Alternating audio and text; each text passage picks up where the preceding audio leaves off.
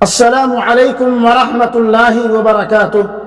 الحمد للہ وحدہ والصلاة والسلام علی من لا نبی بعدہ، اما بعد۔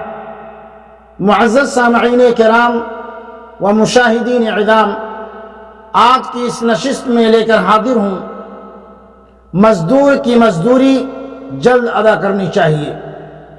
وقت مزدور ہے اجرت دیجئے، وقت مزدور ہے اجرت دیجئے، ایک ایک لمحے کی قیمت دیجئے۔ عبداللہ بن عمر سے روایت ہے، اللہ کے نبی صلی اللہ علیہ وسلم نے فرمایا، اعطوا الاجیر اجرہ قبل ان یجف عرقہ، رواہ ابن ماجہ۔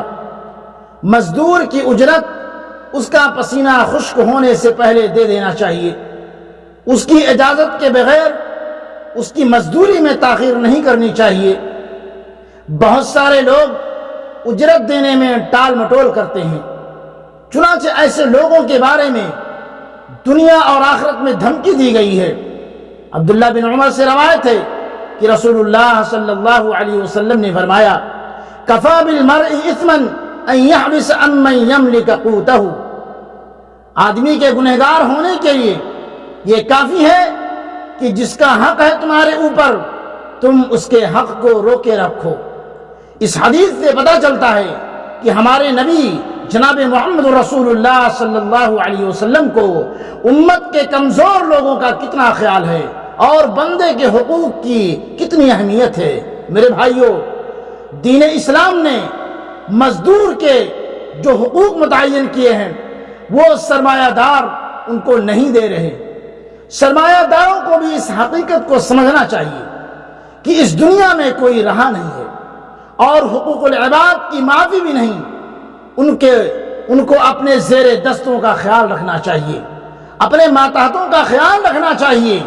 دین اسلام نے مزدور کو جو حقوق دیے، مزدور کے حقوق کا اندازہ اس حدیث مبارکہ سے لگایا جا سکتا ہے، جس میں نبی کریم صلی اللہ علیہ وسلم نے ارشاد فرمایا کہ مزدور کی مزدوری اس کا پسینہ خشک ہونے سے پہلے ہی ادا کر دیا کرو، یعنی مزدوری دینے میں ٹال مٹول، ہیلے بہانہ نہ کرو۔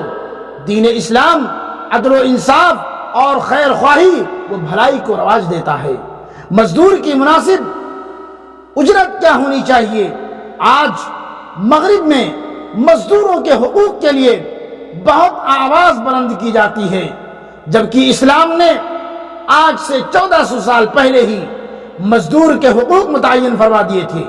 نبی پاک صلی اللہ علیہ وسلم نے فرمایا، جو خود کھاؤ وہ ان کو کھلاؤ، جو خود پہنو انہیں پہناؤ۔